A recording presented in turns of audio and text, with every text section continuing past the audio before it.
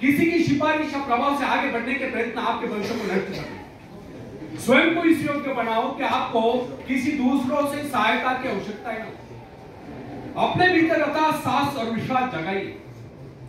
आनंद तो उसी उन्नति में आता है जो स्वयं के द्वारा प्राप्त होता है। दूसरों के भरोसे, उनकी सहायता से आगे बढ़कर अपने को अपंग बनाने का क्या उपाय हो सकता है? इससे तो मनुष्य की अपनी सारी शक्तियां दम तोड़ देती है, अपनी बुद्धि कुंद हो जाती है। जो दूसरों की सहायता का मोहताज बना रहता है, जो अपना हाथ तक नहीं ला सकता, वह क्या कर सकता है? वह जीवन भर दूसरों का मोहताज बना रहेगा। ना उनमें आत्मविश्वास आता है, ना वे स्वयं को भरोसे आगे बढ़ पाते हैं। उनका तो भविष्य ही अंधकार में दिखता है। फ्रेंड्स, एक व्यक्ति है जिसके शरीर में स्वच्छ रक्त का संचार हो रहा है, जिसके चौड़े कंधे हैं, सुंदर मजबूत 2 हाथ है, जिसका वजन भी अच्छा है, जो सभी अंगों से युक्त तथा शरीर से चुस्त मस्त है। ऐसा व्यक्ति अगर दूसरों से सहायता मांगता है तो आप उसे क्या करेंगे? उसके बारे में क्या सोचेंगे? अवश्य वह सर्वांग संपन्न होकर भी अपंग कहलाएगा।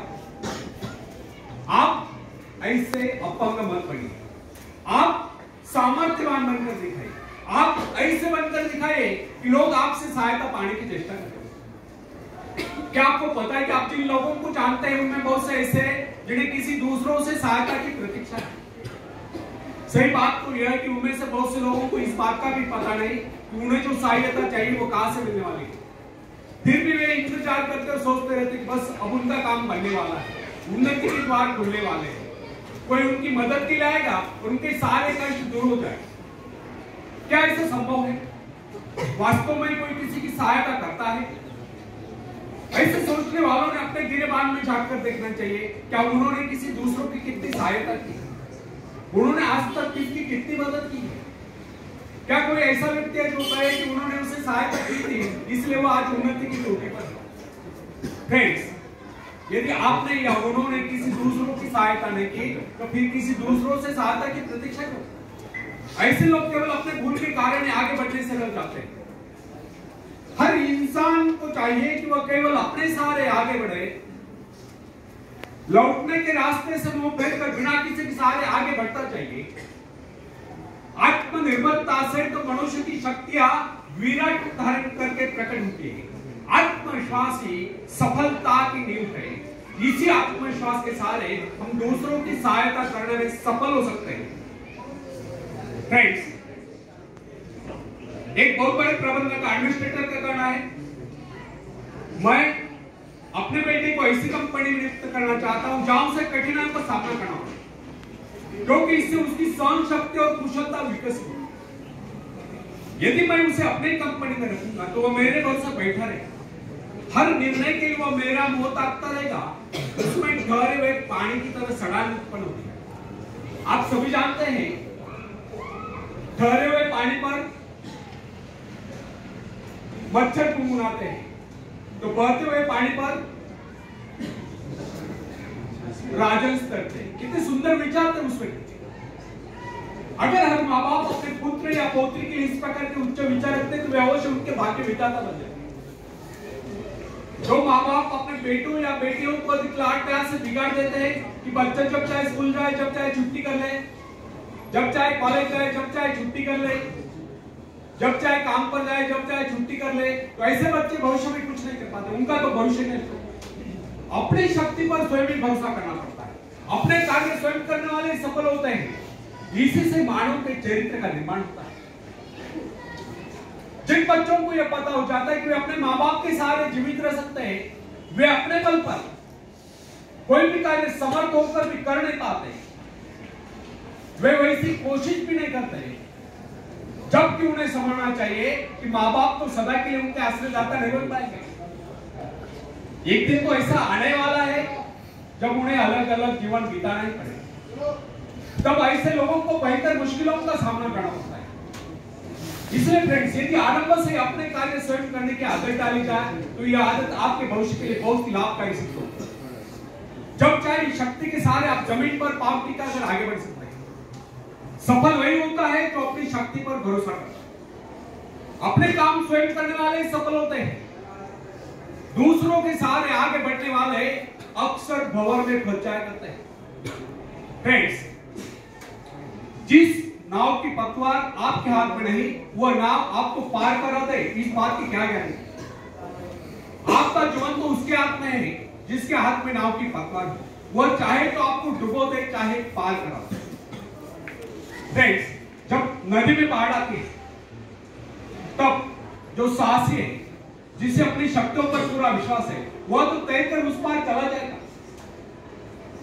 लेकिन जो डरपोक और कार है, वह तो बीच मझधार में डूबकर अपनी जान दे देगा। सहायता पाना और सहायता की प्रतीक्षा करना, दोनों ही बातें प्रगति की राह में बाधा है। अतः हर युवक या युवती के लिए आवश्यक है वो शुरू से ही अपने काम स्वयं करने की आदत डाले। अपने माँ बाप आदि लोगों की शक्ति से विश्वास हटाकर केवल अपनी शक्ति के बल पर आगे बढ़ने की कोशिश करें।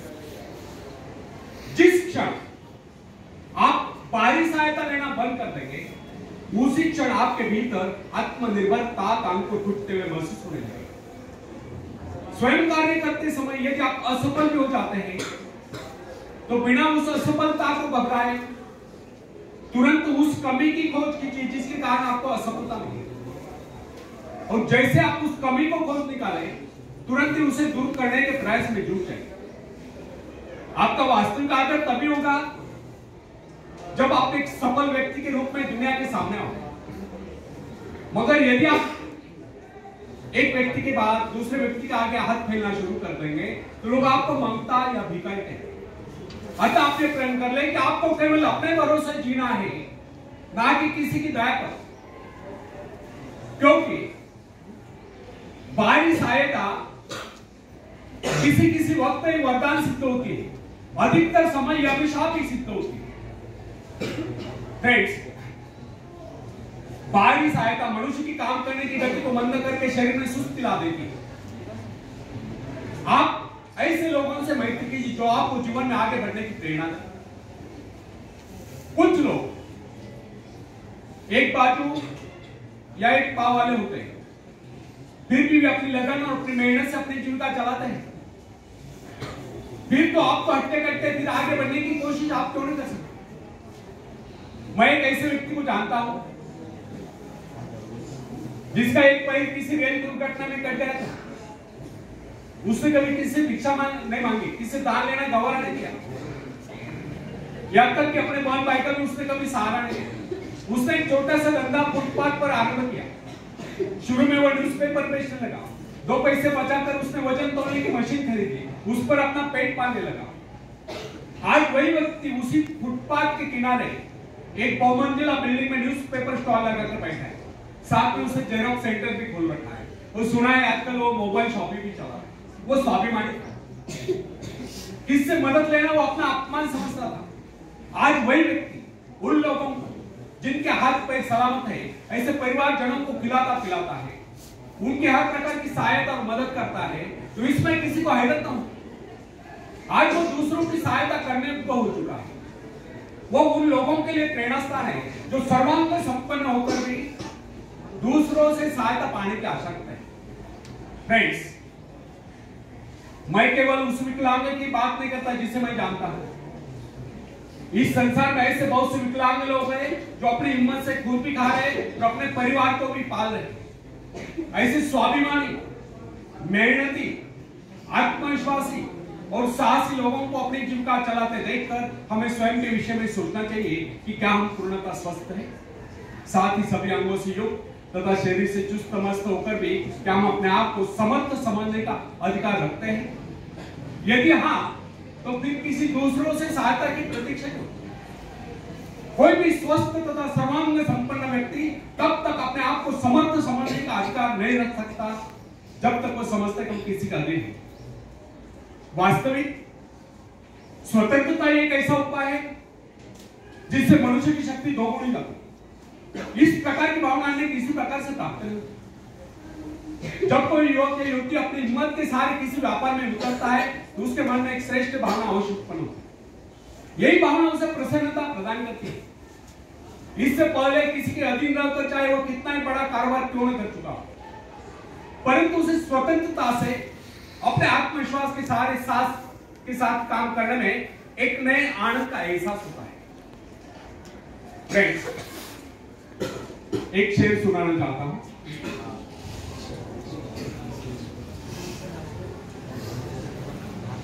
जिंदगी में रास्ते बना बनाए नहीं होते, जिंदगी में रास्ते बना बनाए नहीं होते, मंजिलें यूं ही नहीं मिलती यारों, उन्हें मेहनत से हासिल करना पड़ता है, उन्हें मेहनत से हासिल करना पड़ता है। धन्यवाद।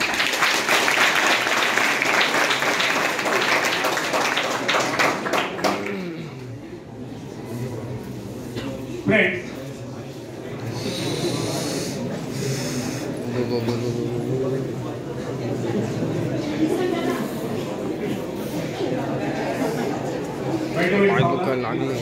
पाय दुखते हैं। जब सागर शांत हो तो जहाज के चालक को अधिक होशियारी से जहाज चलाने की आवश्यकता नहीं पड़ती, लेकिन जैसे ही तूफान आता है और जहाज डूबने का खतरा पैदा होता है, तब यही चालक या कप्तान अधिक सावधानी बरतने लगता है। जब जहाज में सवार सभी लोग घबरा रहे होते हैं, तब यही कप्तान मुस्कुराता हुआ अपनी संपूर्ण योग्यता को काम में लाता हुआ जहाज को डूबने के संकट से बचाकर सही सलामत ले जाता है। वास्तविक ऐसी योग्यता की परीक्षा दुख और संकट के समय में होती है। जब कोई इंसान थोड़ी पूंजी लगाकर अपने व्यापार का विस्तार करता है तो उसे वर्षों तक कठोर परिश्रम करने पड़ते हैं। इस परिश्रम से वो कुछ कमाने को होता है। यह परिश्रम ही उसके विजय का प्रतीक होते हैं। अपने ग्राहकों को शब्द चाल में फंसाकर वो अपने व्यापार को बढ़ाता है और एक दिन सफल व्यापार बन जाता है। बाद में छोटे मोटे कारोबारी संकट उसका कुछ नहीं बिगाड़ पाते।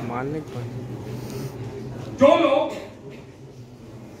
इससे पहले उसे कम पूंजी वाला समझकर उसका मजाक उड़ाया करते थे, आज वही लोग उसकी सफलता की प्रशंसा करते नजर आते हैं। इसे कहते हैं अपने हाथों अपने भाग्य का निर्माण, आत्मशक्ति का चमत्कार। फ्रेंड्स, पूरे ध्यान से सुनो, आपके लिए बहुत इंपॉर्टेंट है अभी। फ्रेंड्स, जिसके पास धन की शक्ति हो उसे शिक्षा प्राप्त करके या विद्या प्राप्त करके आत्मविकास करने का अवसर कहां है? वह तो धन की शक्ति पर निर्भर रहकर यही सोचता रहता है मैं चाहूं तो विद्वानों को खरीद सकता हूं। लेकिन फ्रेंड्स,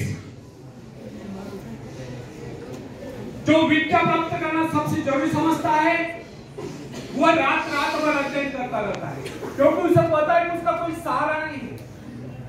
सहारा बनेगा तो वह उसका अपना स्वयं का ज्ञान, जिस आदमी को पता हो जाता है कि उसे बाहरी सहायता मिलना बंद हो गया है, वो या तो अपने पांव पर खड़ा हो जाएगा, गिर जाएगा। वास्तविक उस समय उसे बहुत ही कठोर परिश्रम की आवश्यकता महसूस होती है और सफलता की कलंक से बचने के लिए उसे अपने व्यक्तित्व की रक्षा करनी चाहिए। ऐसे लोग अपने आत्मविश्वास की शक्ति के बल पर दिन रात कड़ी मेहनत करते हैं और सफल हो जाते हैं। फ्रेंड्स, जब मनुष्य पर संकट की घड़ी आ जाती है, जब वह किसी भी तरह से अपनी जीविका चलाने में असमर्थ हो जाता है, तब कोई विरला होता है जो सफलता प्राप्ति के लिए खून पसीना एक कर देता है ताकि उसे असफलता का मोह न देखना पड़े। संकट काल में तो मनुष्य की बुद्धि का पता चलता है। कई बार ऐसे अवसर पर ऐसी सफलता मिलती है जिसकी मनुष्य ने सपना में भी आशा नहीं की। वह स्वयं सोचने लगता है कि मुझे इतनी सफलता कैसे मिली। वास्तविक ऐसी शक्ति हर इंसान के भीतर छुपी होती है, परंतु वह उसे पहचान नहीं पाता। जैसे वो संकटों से गिर जाता है, वैसी ये शक्ति बाहर निकलकर उसकी सहायता करने आती है। जो काम इससे पहले वह संभव समझ रहा था, वही काम पूरे होने लगते हैं। इसका कारण यह है, जब मनुष्य का जीवन चारों खतरों से गिर जाता है, तब उसे बाहर निकलने के लिए वह हाथ पैर मारना शुरू कर देता है। इस संघर्ष से उसकी बुद्धि तेज हो जाती है, उसमें प्राकृतिक नैसर्गिक शक्ति आ जाती है। फ्रेंड्स, अपनी जरूरतों की पूर्ति के लिए संघर्ष करना हम सभी का कर्तव्य है। संघर्ष से तो हमें सफलताएं मिलती है। जिनमें संघर्ष करने की इच्छा न हो वो तो असभ्य और जंगली कहलाए। फ्रेंड्स, आवश्यकता तथा आवश्यक पदार्थों की दुर्लभता ही सदा से मानव जाति के विकास का कारण रही है। हर सभ्यता और संस्कृति का आधार श्रम और संघर्ष है। जो अपना लक्ष्य पाने में खोता है वही कुछ नहीं सकता। कई वैज्ञानिक अपनी साधना में लीन होकर अपने लक्ष्य को पाने के संघर्ष में जूझते रहे। उनके परिवारजन अभावग्रस्त होकर भूखे मत रहे, परंतु उन्होंने अपने उद्देश्य को प्राप्त करके ही चैन की सांस ली। जब उन्हें सफलताएं प्राप्त हुई तो लोगों को उनके आविष्कार यानी कि शोध बहुत बड़े आश्चर्य से प्रतीत हुए। फ्रेंड्स, आवश्यकता ही आविष्कार की जगह, शोध की जगह है। यह जरूरत का ही कमाल है जिसने मानवीय सभ्यता को कहां से कहां पहुंचा दिया।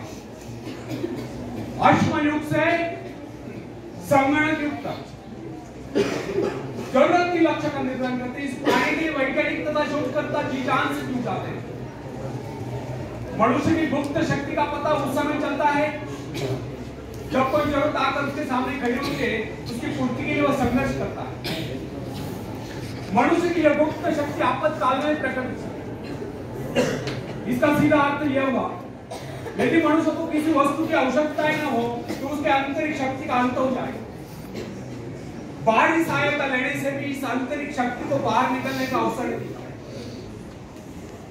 जो काम इस शक्ति द्वारा ले जाने वाला था वही काम दूसरों की सहायता लेकर झटपट कर डालते हैं और पंगु तथा शक्तिहीन बने रहते। इसलिए फ्रेंड्स, हमें एक बात कभी नहीं भूलनी चाहिए कि अपने मित्रों की सहायता लेने के बजाय या दूसरों की सहायता लेने के बजाय अपने आंतरिक शक्तियों की सहायता लेना हमारे लिए अधिक उचित होगा।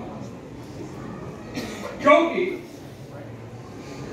आत्मनिर्भरता एक ऐसी शक्ति है जो मित्रता, प्रभाव, धन संपत्ति, ऊंचा वंश या बाहरी किसी भी प्रकार की सहायता, इन सब की सामूहिक शक्ति से ही शक्तिशाली होती है। आत्मनिर्भरता की सहायता लेकर मनुष्य भीषण से भीषण बाधाओं को भी पार कर जाता है, भयंकर विघ्नों पर भी विजय प्राप्त करता है, बड़े से बड़े आविष्कार यानी कि शोध करने में भी सफल हो जाता है। इंसानी गुणों में सबसे अधिक शक्ति आत्मनिर्भरता की है। जो इंसान अपने सहारे जीता है, जो अपने बल पर चलता है, जो अपने लक्ष्य पर चट्टान की भांति डटा हुआ है, जो बाधाओं को सामने देखकर जरा भी विचलित नहीं हुआ, जिसे अपनी कार्य कुशलता और कर्म शक्ति पर पूरा विश्वास है, वही सफल होता है। सत्य, पवित्रता और सुंदरता पर प्यार करना मनुष्य का स्वभाव है। जो व्यक्ति मौलिक विचारों के बल पर जीता है, जिसके कुछ सिद्धांत हैं जिन पर वह आरूढ़ रहता है, जो अपने वसूलों पर दृढ़ता से कायम है, लोग उसे आश्चर्य से देखते हैं, उसके अनुयायी बनने का प्रयत्न करते हैं, क्योंकि लोगों की दृष्टि में वह महान है। फ्रेंड्स, यदि आप भी महान बनना चाहते हो तो अपनी शक्तियों को पहचानो। आखिरी हाफ मिनट,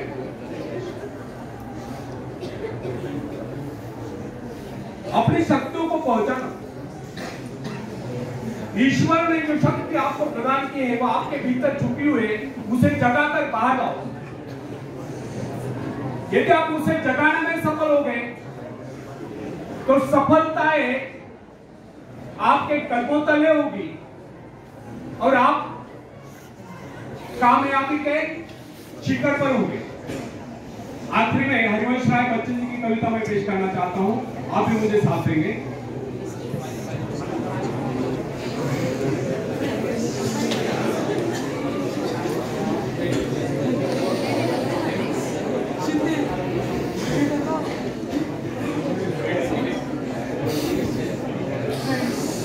हेलो फ्रेंड्स, लहरों से डरकर नौका पार नहीं होती, कोशिश करने वालों की कभी हार नहीं होती। नन्ही चींटी जब दाना लेकर चलती है, चढ़ती दीवारों पर 100 बार फिसलती है। नन्ही चींटी जब दाना लेकर चलती है, चढ़ती दीवारों पर 100 पार फिसलती है। मन का विश्वास रगों में सांस भरता है, चढ़कर गिरना, गिर कर चढ़ना न अखरता है। आखिर उसकी मेहनत बेकार नहीं होती, कोशिश करने वालों की कभी हार नहीं होती।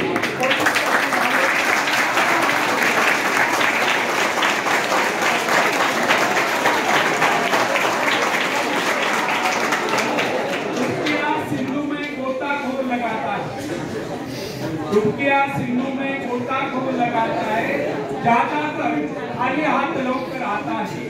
मिलते नहीं सोची मोती गहरे पानी में, मिलते नहीं सोची मोती गहरे पानी में, मुट्ठी उसकी खाली हर बार नहीं होती, कोशिश करने वालों की कभी